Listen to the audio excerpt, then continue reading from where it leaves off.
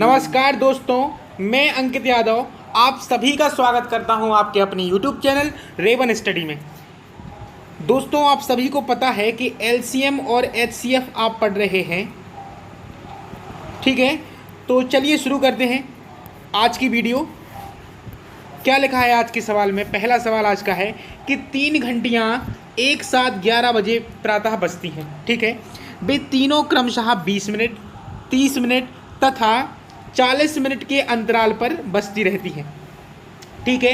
तदनुसार वे दोबारा एक साथ कब बजेंगी, किस समय बजेंगी, ये पूछा है। चलिए, तो ये निकालना है और हम ये निकालेंगे बहुत अच्छे तरीके से। कैसे? चलो, कितना कितना मिनट है?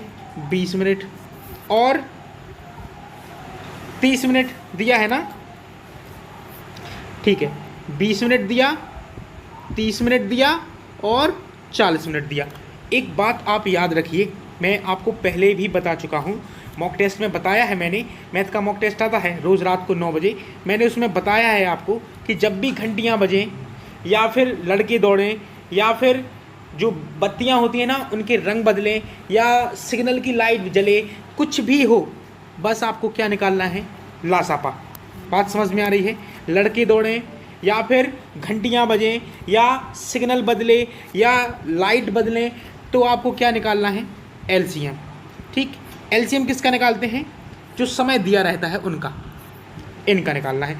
तो 20 मिनट, 30 मिनट और 40 मिनट, चलो इनका निकालेंगे। सरल हो जाए इसके लिए सबसे पहले 10 से दे दो, ठीक है। 10 दूनी 20, 10 तीन 30 और 10 चौके 40। अब 2 से देंगे, 2 एकम 2, 3, 2 दूनी 4। अब फिर 2 से देंगे तो 1, 3 और 2 एकम 2। अब 3 से दे देंगे तो 1, 3 एकम 3 और 3 एकम 3। ये आएगा आपका लाशा। कितना आएगा? आप गुना करके निकाल लेंगे कि 10 दूनी 20 और 20 दूनी 40 और 40 थी 120। 120 मिनट, 120 मिनट बाद वो घंटियाँ फिर से बजेंगी, ठीक है। अब इनको हम बदल लेंगे किस में? घंटे में। तो कितना आएगा? 120 मिनट के लिए घंटे कितने होंगे? तो आपको कितने से भाग देना पड़ेगा? 60 से, ठीक है। 60 से भाग देंगे तो निकल के आएगा 2 घंटे। क्यों दिया 60 से भाग? क्योंकि 1 घंटे में 60 मिनट होते हैं, इसलिए 60 से भाग दिया।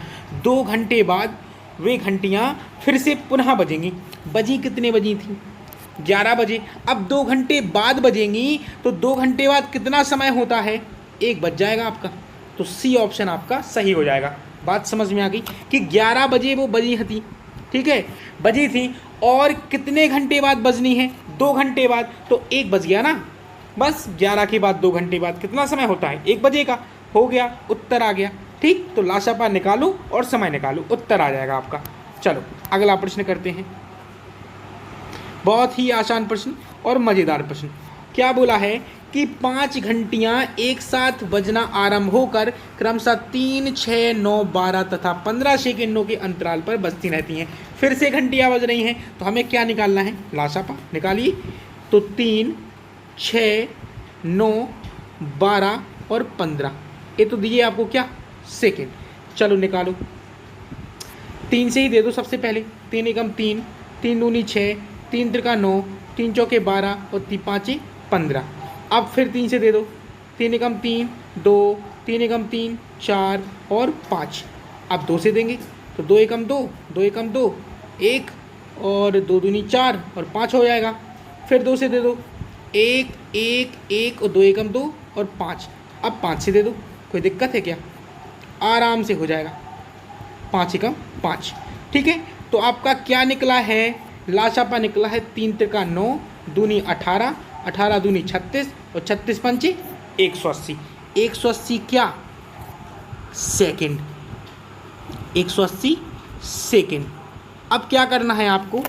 मिनट में बदल लो, क्योंकि मिनट में पूछा गया है, ठीक है। तो मिनट में बदलेंगे तो 1 मिनट में 60 सेकेंड होता है। जब सेकेंड से मिनट में बदलेंगे तो 60 से देंगे भाग, 2 भाग, 3 बार कट गया। मतलब हर 3 मिनट में घंटियाँ क्या होंगी? फिर से बजेंगी। हर 3 मिनट में घंटियाँ फिर से बजेंगी, और वो बोलता है कि 36 मिनट में कितनी बार बजेंगी, तो बस 36 में 3 से दे दो भाग, कितनी बार जाएगा, 12 बार। ठीक, लेकिन मैं अगर आपसे कहूँ कि जो आपका उत्तर है वो 13 है, 13 क्यों है, एक बात, इसमें एक जोड़कर उत्तर क्यों देते हैं, 13 क्यों बनाते हैं, इसको पहले ये समझते हैं। ऐसा है, आप समझिए पहले कि जो 12 बार घंटी की जो काउंटिंग हुई है बजने की, वो कब से हुई है, हर 3 मिनट बाद होती है। लेकिन एक बार जब पहले बज गई, इसके 3 मिनट बाद जो समय आया वहाँ से काउंटिंग की गई है, तो हर 3 मिनट बाद बजती जा रही हैं। ठीक है, तो जो पहले बजी थी उसकी तो काउंटिंग हुई नहीं है ना, तो वो और गिननी है, क्योंकि पूरा 36 मिनट का पूछा गया है, तो 13 बार, एक बार एक्स्ट्रा आता है हमेशा। बात समझ में आ गई, जितनी बार आपका भाग जाए उससे एक बढ़ाकर उत्तर आएगा और 13 बार हो जाएगा। बात समझ में आ गई। चलो अगला प्रश्न आपके सामने ये रहा, बोलता है कि 3 अलग अलग चौराहों पर यातायात से संबंधित बत्तियां क्रमशः 24 सेकेंड, 36 सेकेंड तथा 54 सेकेंड बाद रंग बदलती हैं। अब चौराहे पर जो बत्तियां हैं रंग बदल रही हैं, क्या निकालना है, लाशा। अभी तो बताया कि रंग बदलें या घंटी बजे या लड़के दौड़ें, तो आपको क्या निकालना है, लासापा। निकालिए, किनका किनका, 24 का, 36 का और 54 का। देखिए निकालेंगे आराम से, 2 से देंगे सबसे पहले तो 12 दूनी 24, 18 दूनी 36 और 27 दूनी 54, कितने होता है। फिर 2 से दे दो, तो 2 छक्के 12 और 2 नम में 18 और 27, क्योंकि 27 में भाग जाएगा नहीं तो ज्यों का त्यों लिख दिया। अब फिर 2 से, तो 2 ती 6 और 9 और 27। अब 3 से दे दो, 3 एकम 3, 3 त्रिका 9 और 3 27 हो जाएगा ना। फिर 3 से 1, 3 एकम 3 और 3 त्रिका 9। अब फिर 3 से देंगे तो ये पूरा कट गया। तो आपका जो लाशापा है वो कितना आया, 2 दूनी 4, दूनी 8, ती 24, ती 72 और ती 216। 216 क्या आया, सेकेंड। क्यों, क्योंकि हर एक समय सेकंड में था। बात समझ में आ गई। इसको बदल लो मिनट में, तो हम क्या करेंगे, 60 से भाग देंगे, कितने में, 216 में। ऐसे भाग दे के क्यों बता रहा हूँ आपको, क्योंकि आपको समझ में आ जाए कि होता क्या है, नहीं तो आप गलती कर लोगे। देखो क्या होता है, 60 ती क्या होता है, 180 होता है ना। चलो 11 में से 8 गए 3, जितनी बार भाग गया है वह मिनट है, मिनट। ठीक, जितने शेष बचे हैं ना वो क्या है, वो सेकंड है। बस यही चीज़ आपको समझानी थी कि जो शेष होता है वो सेकंड होता है और जितनी बार भाग जाता है वह मिनट होता है। अब देखो समय क्या था कि वे तीनों 10:15 प्रातः के समय एक साथ रंग बदलती रहती हैं। ठीक है, समय दिया था कि 10:15 पर इतने बजे एक साथ रंग बदली। ठीक है, फिर कितने मिनट बाद बदलेंगी, 3 मिनट 36 सेकेंड बाद। बस तो मिनट के नीचे मिनट, सेकंड के नीचे सेकंड और जोड़ देंगे तो ये 36 हो गया और 15 और 3 18 हो गया और ये 10 तो है ही। इतने बजे वो फिर से क्या करेंगी, रंग बदलेंगी। तो 10 18 36 ए रहा ऑप्शन बी, ऑप्शन आपका सही हो जाएगा कि 10:18 और 36 सेकेंड पर फिर से क्या होगा, चौराहों की बत्तियों का रंग बदलेगा। बात समझ में आ गई। चलो अगला सवाल करते हैं। ये रहा अगला प्रश्न। चलो क्या बोला है कि एक आदमी के पास निश्चित संख्या में छोटे बक्से हैं, छोटे। ठीक है, इसको अंडरलाइन क्यों किया अभी समझोगे आप। जिन्हें पार्सलों में रखना है, यदि वह 3, 4 या 5 या 6 रखता है तो उसके पास एक बच जाता है, एक पार्सल बच जाता है। यदि वह प्रत्येक पार्सल में 7 रखता है तो उसके पास कुछ भी शेष नहीं बचता। रखे जाने वाले बक्सों की संख्या क्या है। चलो देखो, जब छोटे बक्से हैं तो जो वो पार्सल रखेगा क्या होगा उनका, बताइए। छोटे से छोटे बक्से हैं, छोटे से छोटे या छोटे से बक्से, एक ही बात है। जब छोटे बक्से हैं तो जो पार्सल है ना उनका क्या निकालो आप, क्या निकालो बताओ, लासापा, क्योंकि छोटे से छोटे की बात हो रही है इसलिए लासापा। 3 4 5 6, चलो इनका निकालो क्या, लाशा। चलो निकाल लो, वही विधि है। 2 से दे लो सबसे पहले, तो ये 3 हो जाएगा, और 2 दूनी 4, 5 और 2 3 6, फिर 2 से चला जाएगा तो 3, 2 एकम 2, 5 और 3, फिर 3 से चला जाएगा तो 1 1 5 और 1, ठीक है। अब 5 से दे दो तो 1 1 1 और 1 हो जाएगा ना, क्योंकि 5 एकम 5 होता है। चलिए यहाँ से निकालेंगे लासापा, तो 2 दूनी 4, 3 12, 12 पंची 60, 60 आया इनका लासापा। मतलब 60 क्या हो, छोटे बक्से में जिन्हें पार्सल में रखना चाहता है तो छोटे बक्सों की संख्या आ गई कि 60 हो, ठीक। अब 3 4 5 या 6 रखेगा तो एक शेष बचना चाहिए, इसलिए हमने 1 जोड़ दिया, क्योंकि एक शेष बच रहा है ना। तो कितने हैं मतलब पार्सल आपके 61 है पार्सल, ठीक। इतनी बात यहाँ तक के सवाल में क्लियर हो चुकी। अब आगे लिखा है कि यदि वह प्रत्येक पार्सल में 7 रखता है तो उसके पास कुछ भी शेष नहीं बचता। मतलब हम इसमें 7 का भाग दे के देखेंगे कि क्या पूरा पूरा जा रहा है क्या। अगर पूरा पूरा जाएगा तब तो ठीक है, बन गई बात। अगर नहीं जाएगा तो फिर गलत हो गया। देखो 2 भाग 7 से तो 7 नम 63 होता है, ठीक है, और 7 8 56 होता है। नहीं जा रहा भाग, नहीं जा रहा ना, तो मतलब ए निकाला, निष्कर्ष ए है कि वह संख्या क्या है, 61 नहीं है। चलो जब 61 नहीं है तो फिर क्या है, क्या है, एक चीज़ समझो जरा, थोड़ा सा दिमाग लगाओ, सोचो कि जो आपने लासा निकाला है ना उसका कोई गुणज होगी आगे जाकर, कोई गुणज होगी ना, आगे जाकर कोई गुणज होगी। वो निकालेंगे कैसे, लेकिन गुणज होगी, ठीक है। मान लिया कि 60 का कोई गुणज होगी, वह संख्या जो बक्सों की संख्या होगी, लेकिन वो निकालेंगे कैसे। इसके लिए आपको ऑप्शन बहुत ज़्यादा मददगार होगा। ऑप्शन से आपका एकदम से आ जाएगा, समझ लो आ ही गया। कैसे, अब अगर 60 का गुणज है तो यहाँ ढूंढेंगे अगर हम, तो इतनी बुद्धि तो है ही ना अपने पास कि 60 का गुणज 106 नहीं है। जाहिर सी बात है नहीं है, क्योंकि 60 एकम 60 और 60 दूनी 120, 106 से तो लेना ही देना नहीं हुआ। अब 400 भी नहीं है, 60 का गुणज 400 भी नहीं है। देखो देखो अगर हम इसके आसपास भी देखें ना तो भी नहीं जा रहा भाग, नहीं जा रहा ना। हाँ, इनमें कुछ हो सकता है, इनमें कुछ हो सकता है। चलो अब अगर हम क्या करेंगे, हम बनाएंगे कैसे। एलसीएम आपका 60 आया था ना 60। तो क्या करो कि हमें इन 2 संख्याओं के आसपास पहुंचना है, गुणज निकालो। तो हमने निकाला कि 60 पंचे कितना होता है, 300, ठीक। अब अगर हमारा लासा, अगर हम मान लें कि 300 है, ठीक, और वह बोल रहा था कि उसके पास एक बक्सा बच जाता है, तो शेष बच रहा है ना एक, तो वो हम इसमें जोड़ेंगे। जो हम 60 में एक जोड़ रहे थे ना, तो अब लासा हमारा 300 है, अब हम 300 में जोड़ेंगे। तो अब कितने हो गए हमारे पास बक्से, 301। अब देखो क्या बोला है कि प्रत्येक पार्सल में 7 रखता है, 7 का भाग देके देखो, अगर चला गया तो बन गई बात। देखो 7 का भाग देंगे 301 में, 7 चौके 28, 2 शेष बचा, अंक उतारे 1 के तो 7 × 21, कट गया ना पूरा पूरा, मतलब बात बन गई। तो आपका कौन सा ऑप्शन सही हो जाएगा, यहाँ से आपका सही हो जाएगा सी ऑप्शन, 301 उत्तर आ जाएगा। बस हो गया, आसानी से हो गया, कोई दिक्कत वाली बात ही नहीं है, ठीक है। तो इसलिए ऐसे किया जाता है, आप ऑप्शन से करो ज़्यादा बेहतर होगा, विधि नहीं अच्छी है, ठीक है, ऑप्शन ज़्यादा मजा आएगा। चलो अगला सवाल, ए है अगला सवाल। बोला है कि 2 संख्याओं का लासापा 2079 है और उनका माशापा 27 है, ठीक है।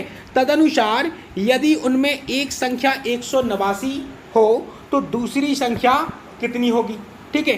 तो इसमें आपको क्या देखना है, आपको इसमें लगाना क्या है, देखो पहली संख्या गुणा दूसरी संख्या बराबर लासापा गुणा मासापा, ए होता है, ठीक है। अगर ए होता है तो बस पहली संख्या कितनी है दे रखी है आपको, 189 गुणा दूसरी संख्या निकाल ली है बराबर लासापा कितना है 2079 गुणा माशापा कितना है 27। चलिए अब काटेंगे इनको, देखो कितने अच्छे तरीके से, 27 से 7 बार तो एक कट गए, क्योंकि 27 सत्ते 189 और 7 से एक कट जाएंगे, 7 दूनी 14, 7 नम 63 और 7 सत्ते 49, तो दूसरी संख्या बराबर आ गया 297। कौन सा ऑप्शन आपका सही हो गया? D option. बस इसमें तो कुछ था ही नहीं, सीधा मान रखना था इसमें, पहली गुणा दूसरी बराबर लासा गुणा माशा, बस उत्तर आ गया 297 आपका उत्तर हो जाएगा। बात समझ में आ गई? चलो अगला सवाल करते हैं। ये रहा अगला सवाल। बोला गया है कि दो संख्याएं 3:4 के अनुपात में है। अगर हम संख्याएं मानेंगे तो 3x और 4x होंगी। बताइए, होंगी ना? संख्याएं तो यही होंगी, हमने मान ली। अब बोला है कि उनका मासा 4 है, ये बोला गया है। चलो अगर मैं आपसे पूछूं कि मासा, आप इन दो संख्याओं का मासा निकालो। क्या निकालो? HCF निकालो। मासा क्या होता है कि वह बड़े से बड़ा गुणनखंड जो दोनों संख्याओं में सम्मिलित हो। कॉमन, सी का मतलब कॉमन होता है ना, तो कॉमन मतलब दोनों में हो और बड़े से बड़ा भी हो। तो ठीक है, देखेंगे इनमें कॉमन क्या है। x और कुछ कॉमन है क्या? ना तो 3 का भाग 4 में जाता, ना 4 का भाग 3 में जाता, तो एक ही संख्या कॉमन मिली हमें। क्या मिली? x। तो आपने निकाल लिया कि 3x और 4x का मासा कितना है? x। लेकिन उन्होंने बोला है कि जो संख्याएं हैं उनका मासा कितना है? 4। तो x बराबर 4 हो गया, क्योंकि मासा को मासा के बराबर रख देंगे। बताइए, रख दिया ना? अब देखो क्या कर सकते कि भाई यहाँ से संख्या नहीं निकाल सकते। अब देखो x बराबर 4 है, इसलिए पहली संख्या कितनी हो गई? बताइए कितनी हो जाएगी? 3 गुणा 4 मतलब 12। और अगर दूसरी संख्या में आपसे कहूँ कितनी हो गई, तो x बराबर 4 है, इसलिए 4 चौकी 16 हो जाएगी ना? बताइए, हो जाएगी ना? ठीक है, हो जाएगी। समझ में भी आ गई होगी बात। अब मैं आपसे कहूँ, उनका बोला गया है, पहले बाद में मैं बोलूँगा, पहले बोला गया है सवाल में कि लासा क्या होगा। अब 12 और 16 का लासा ही तो निकालना है। देखो क्या हो जाएगा, आपको कुछ नहीं करना है, इसको तोड़ लो। 2 दूनी 4 होती 12, और इसको तोड़ लो। 2 दूनी 4 दूनी 8 और दूना 16। अब क्या करो आप, इसमें देख लो कॉमन क्या है। पहले तो देखो 2 बार 2 इसमें है और 2 बार 2 इसमें है, तो 4 निकल आया। और अब जो बचा उसको भी ले लो। यहाँ 3 बचा और यहाँ 2 बचा और एक बार 2 और बचा, इतना बचा ना। गुणा कर लो, 4 3 12 दूनी 24 दूनी 48। बस इनका जो एलसीएम है वो इतना हो गया। एलसीएम कितना? 48। क्या करते हैं, एलसीएम में लघुत्तम समापवर्त में सबको सम्मिलित कर लेते हैं। पहले तो जो कॉमन है उनको निकाल लो, फिर जो बचता है उनका और गुणा कर दो, तो एलसीएम आ गया। ए ऑप्शन आपका सही हो जाएगा। बात समझ में आ गई? क्लियर है एकदम? बिल्कुल क्लियर है। बस 12 और 16 का आप लासापा गुणनखंड विधि से भी निकाल सकते हो ऐसे, तब भी आपका 48 ही आएगा। ऐसा नहीं है कि नहीं इसमें ए लगाना है, नहीं, आप ए भी लगाओ ना, तब भी इतना ही आएगा।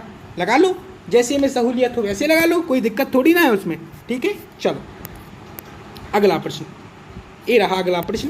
बोला गया है कि 3:5 के अनुपात में दो संख्याएं हैं। चलो, अगर 3:5 के अनुपात में दो संख्याएं हैं तो हम इनसे क्या निकालेंगे? संख्याएं बना लेंगे। 3x और कितनी हो गई? 5x। अब बोला गया है कि उनका लघुत्तम समापवर्त 75 है। चलो इनका एलसीएम निकालो पहले तो। किनका? इन संख्याओं का निकालो। तो एलसीएम के लिए क्या करते हैं, पहले तो जो कॉमन है वो लिख लो। तो देखो x दोनों में दिख रहा, फिर जो बचा वो और लिख लो। तो देखो 3 बचा और 5 बचा, तो गुणा में लिखते हैं। अब इससे पहले देखा ना कि गुणा में लिखते हैं, तो 5 गुणा 3 कितना हो गया? 15। अब 15 का गुणा x से होगा तो 15x हो गया। ठीक है, अब एलसीएम दिया कितना है? 75, मतलब 15x बराबर हो गया 75। लासापा को लासापा के बराबर रख दिया, तो x बराबर आ जाएगा आपका 5। 15.75 होता है ना, तो x बराबर आ गया आपका 5 हो गया। पूछा गया है उनका महत्तम समापवर्तक क्या होगा। देखो, अब देखो महत्तम समापवर्तक पूछा गया है। अब मैं आपसे कहूं कि इन संख्याओं का HCF क्या होगा, बताइए कितना होगा HCF।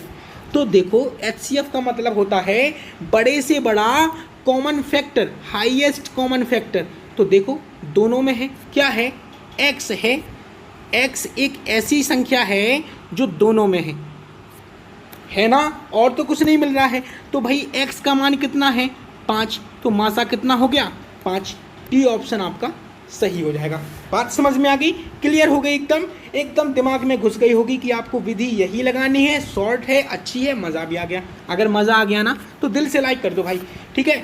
तो चलिए फिर मुलाकात होगी अगली वीडियो में, क्योंकि सवाल ख़त्म हो चुके हैं और सवाल आपके लिए लेकर आने हैं, तो बहुत मज़ा आएगा, साथ में एंजॉय करेंगे, कोई दिक्कत नहीं है। पूरा चैप्टर आपको ऐसे रटा दिया जाएगा कि आपने कभी ऐसा पढ़ा ही नहीं होगा, गारंटी है मेरी, ठीक है। तो चलिए फिर आऊँगा, तब तक के लिए नमस्कार।